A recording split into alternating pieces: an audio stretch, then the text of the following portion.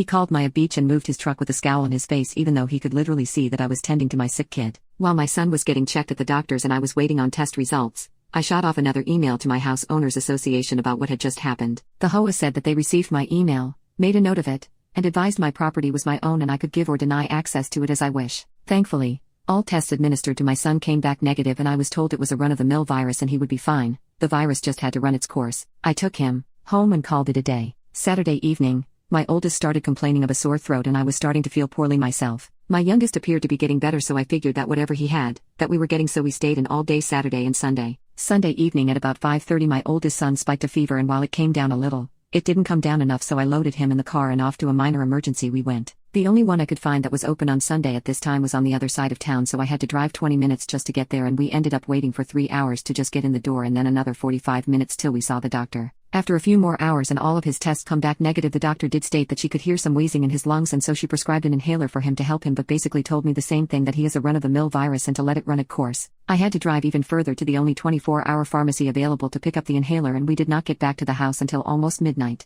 Let me set the scene for you. My son is half asleep in the passenger seat and complaining that he just wants to go home, and I am exhausted and feeling drained and coughing fits myself, and I'm just looking forward to going to bed when I rounded the corner and saw that truck sitting in my driveway. I couldn't even pull in because he was blocking me, and I also noticed that he was parked partially on my lawn. I was so mad I could hardly see straight. I googled and found a 24-hour tow truck service and explained that I had an unauthorized vehicle on my property that I needed towing. The woman said it would be about 30 minutes before they could get a truck there, and I said that was fine. In the meantime, I walked my kid to the house and put him to bed and then quickly went outside and took a picture from the street to show how much of the driveway he was taking and that he was also parked on my lawn. I couldn't understand why they would park in my driveway again after I had told them no, and the only thing I could come up with is that since there had been no activity at my house for hours, that my neighbors probably assumed I was in for the night and wouldn't notice the truck in my driveway. This is pure speculation, but it's normal for me to be in for the night, especially after 6 p.m. I don't know if they missed me leaving or just saw me leave but figured I was home, but it really doesn't matter because I told them they couldn't park on my property. It was about 12:30 a.m. when the tow truck arrived and I half expected my neighbors to come running, but there wasn't any activity from them and the driver left with the truck without incident.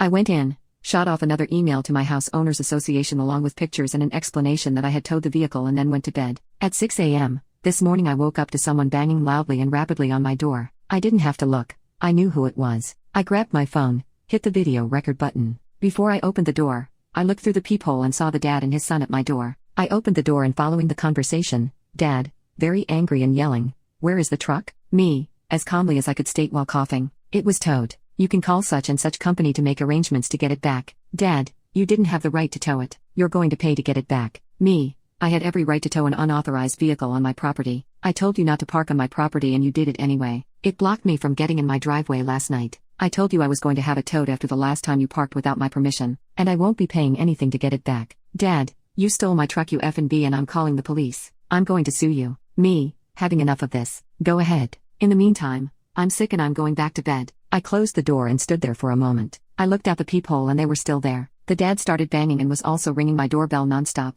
He knocked and rang my doorbell for another 4 minutes before he gave up. I am still recording all of this and I didn't turn off the video when he was gone. I turned and saw my kids standing there. The noise had gotten them up and I just advised that if they were still feeling ill, to just go back to bed because that was where I was going. Now I will honestly say that I didn't think he would call the police, but he did. It was about a half hour, I really wasn't looking at the clock, that I heard the doorbell ring. I got up and looked through the peephole and a police officer was there.